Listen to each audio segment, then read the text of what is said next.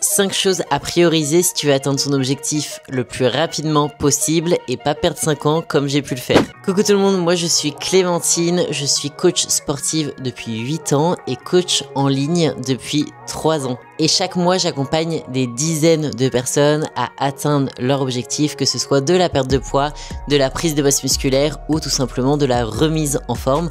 Et si ça t'intéresse, n'hésite pas, le lien est juste en dessous dans la description. Mais ce n'est pas le sujet de cette vidéo. Et aujourd'hui, je vais vous donner toutes les choses que je prioriserais si je devais recommencer depuis zéro dans la nutrition, le training et le fitness en général. Et donc si je fais cette vidéo aujourd'hui, c'est parce que je vois beaucoup de débutants qui commencent, qui essayent, et c'est tout à fait normal, mais du coup qui perdent énormément de temps alors qu'ils consacrent beaucoup d'énergie, ils font beaucoup d'efforts, que ce soit en termes de nutrition, d'entraînement ou autre, alors qu'ils pourraient peut-être faire même un petit peu moins d'efforts et avoir beaucoup plus de résultats. Et aussi car je suis passé par là, car j'ai commencé il y a 10 ans à m'entraîner, encore plus d'années à faire attention à ma nutrition, et je suis passé par là.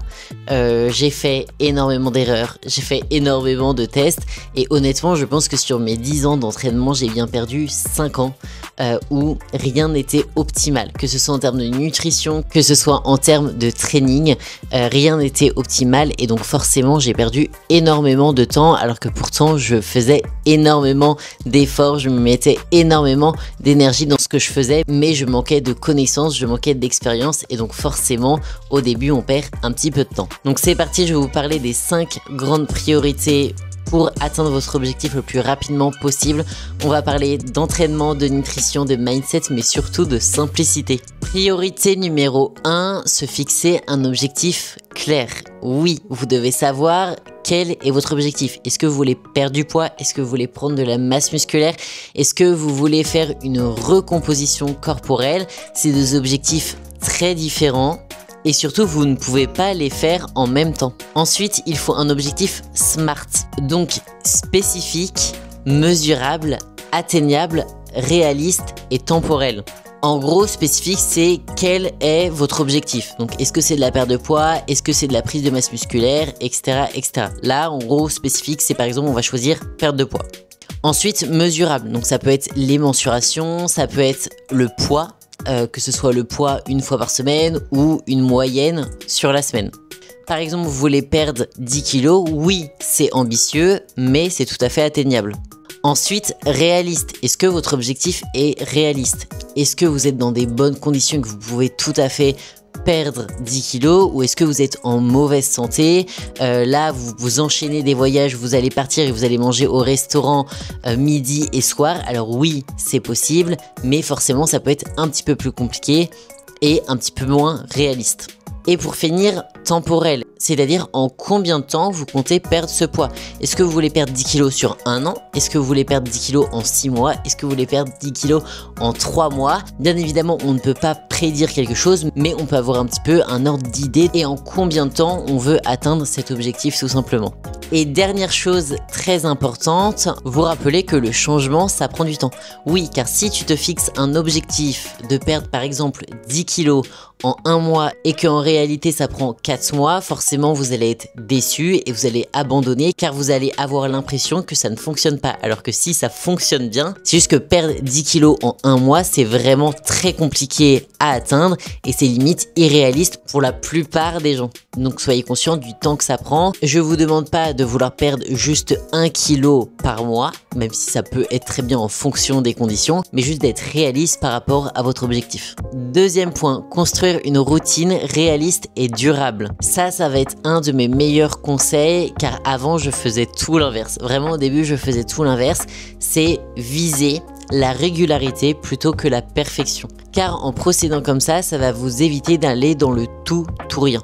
Si je prends l'exemple de boire un verre à l'apéro, en terrasse ou autre. Vous êtes invité en terrasse, vous allez boire un verre et vous dites ok, bon, je bois un verre, c'est pas grave, bon, ma journée ne sera pas parfaite, mais c'est rattrapable. Soit je peux compenser un petit peu le soir, soit le soir je fais mon repas et ensuite je reprends mon plan et je me prends pas la tête. Ça, c'est la bonne chose à faire. Par contre, si vous partez sur l'option de je fais tout à la perfection ou sinon ça sert à rien, et bah du coup vous allez vous dire ok, j'ai bu un verre, de toute façon là c'est foutu, donc j'en prends un deuxième, j'en prends un troisième, j'en prends un quatrième, j'en prends un cinquième.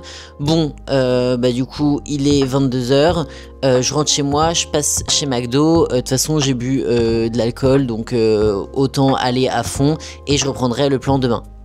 Et bah là c'est le pire à faire, parce que en fait du coup vous allez vraiment dans le tout rien, et du coup en fait au lieu d'avoir un petit dérapage qui va avoir quasiment aucune incidence, car si vous buvez un verre, je sais pas, peut-être le lendemain vous allez avoir peut-être 100 grammes sur la balance en plus, ça va pas changer grand chose, ça va partir en reprenant votre plan.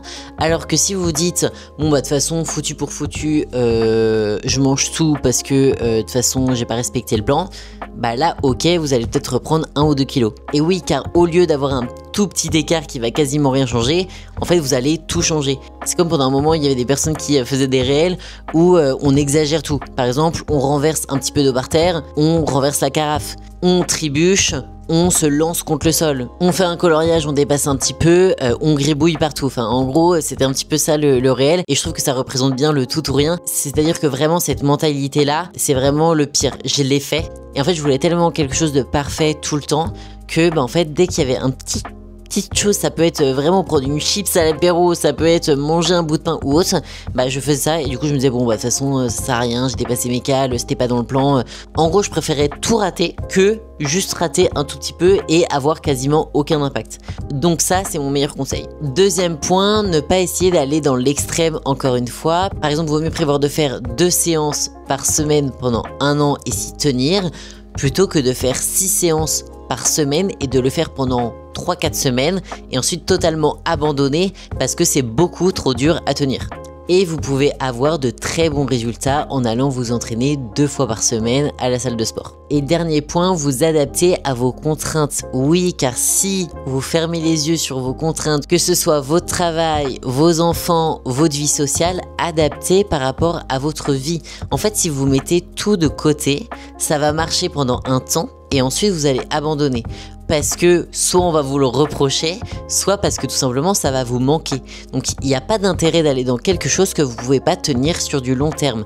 Oui, bien évidemment, il y a des phases qui vont être plus dures que d'autres. Par exemple, si vous voulez perdre du poids, il y aura sûrement plus de contraintes que quand vous serez dans une phase de surplus ou de maintien. Mais par contre, essayez d'adapter un maximum à votre vie pour que ça ne devienne pas une trop grosse contrainte et que vous abandonniez votre objectif par la suite.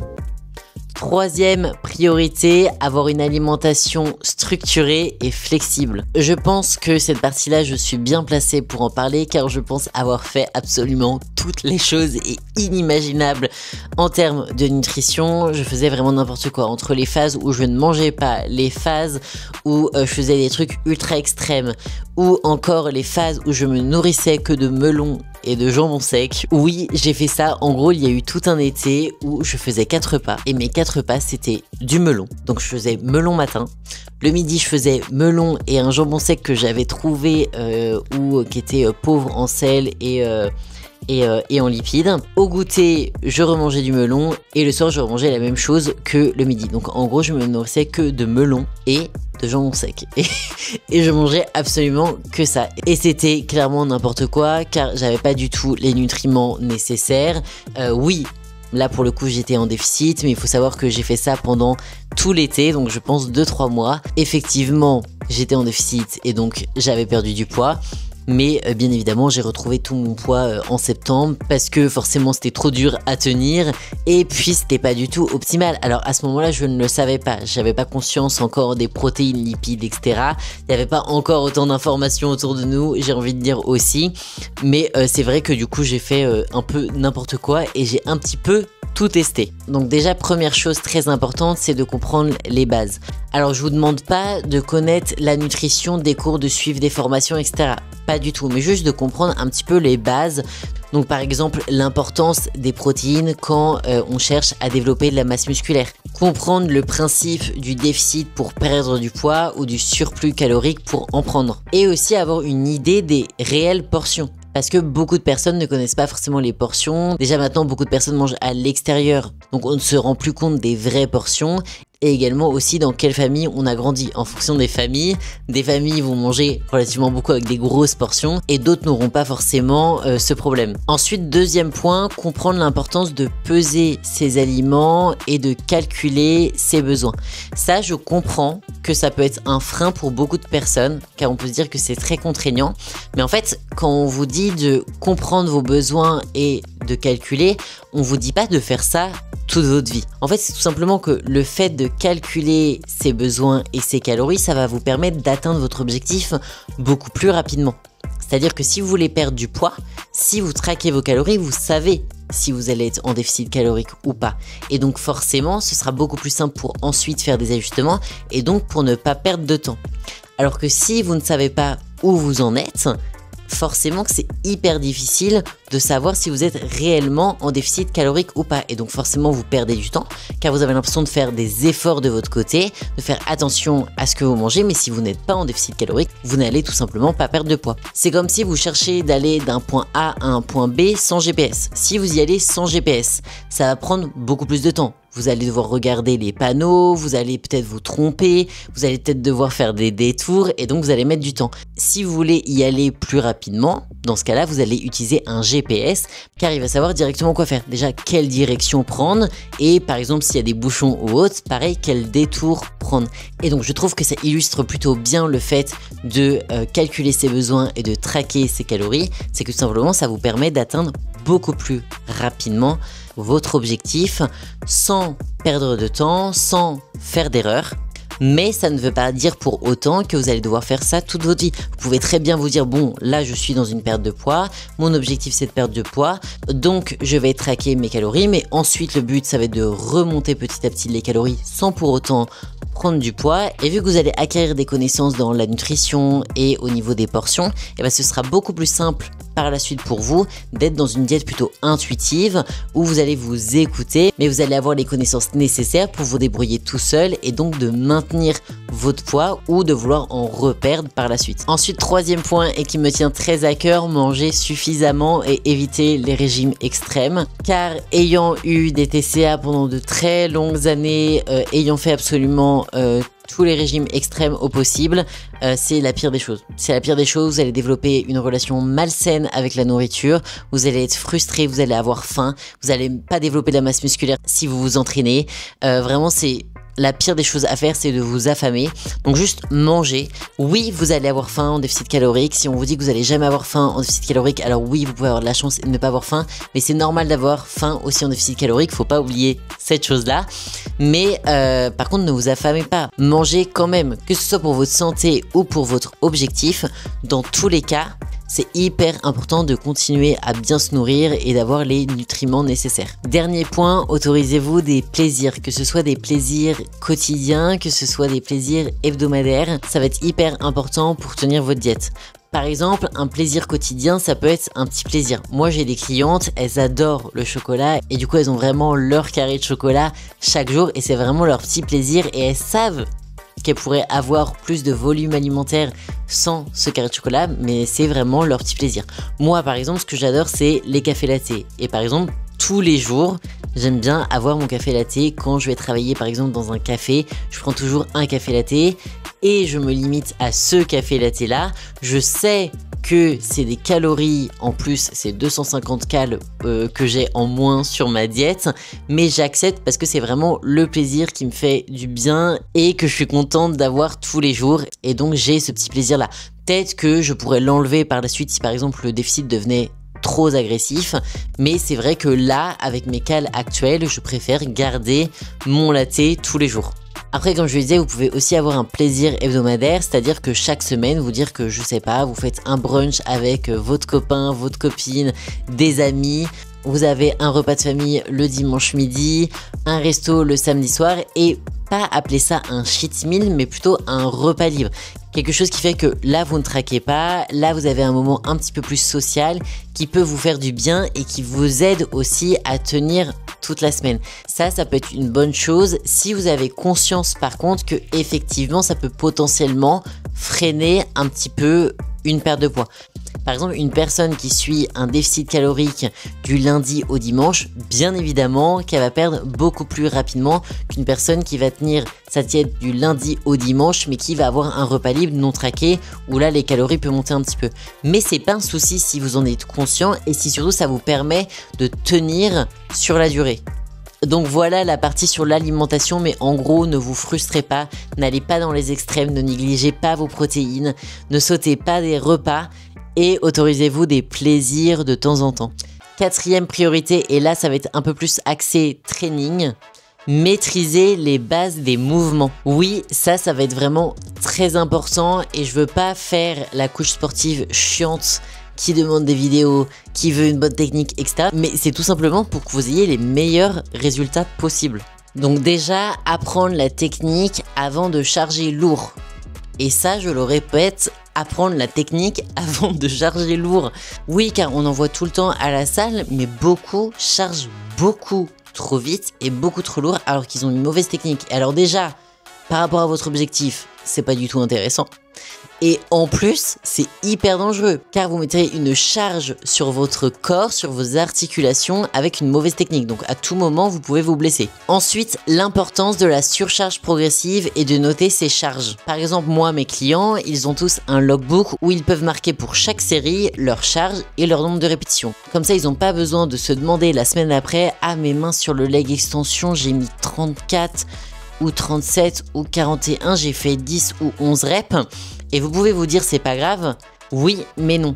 En fait, oui c'est pas grave, mais du coup en fait vous optimisez pas du tout votre progression. C'est-à-dire que du coup si ça se trouve vous allez mettre la même charge et vous allez faire le même nombre de répétitions ou un petit peu moins et du coup vous allez pas progresser. Alors que si vous savez la charge que vous avez mise et le nombre de répétitions, vous savez que si vous faites plus, vous êtes sur la bonne voie et donc vous progressez. Donc mon meilleur conseil c'est soit avoir un carnet dans lequel vous pouvez noter vos charges et répétitions, ou même sinon dans vos notes d'iPhone avec les exercices, vous pouvez écrire vos répétitions et vos charges. Un troisième point, l'intensité. Et je parle de la vraie intensité, je ne parle pas de l'intensité quand ça brûle. Car par exemple quand vous allez dans un cours d'abdos fessiers, ça brûle. J'en ai fait. J'ai été prof de fitness à donner des cours avant, donc je sais ce que c'est. Et en fait, oui, ça va brûler, mais c'est pas pour autant que vous allez développer de la masse musculaire. C'est exactement pareil à l'entraînement. Faut pas vouloir que ça brûle. En fait, c'est pas parce que ça brûle que c'est efficace. Pas du tout. Il faut tout simplement mettre suffisamment d'intensité. Donc ce que j'entends par intensité, c'est déjà avoir une bonne technique, maîtriser le mouvement, mais aussi aller proche de l'échec. C'est-à-dire que quand vous êtes sur votre exercice, est-ce que quand vous arrêtez votre exercice, vous auriez pu faire 1, 2, 3, 4 ou 5 répétitions de plus? Alors beaucoup vont dire non, mais par exemple si on vous proposait beaucoup d'argent contre une rep de plus, est-ce que vous étiez capable de la faire?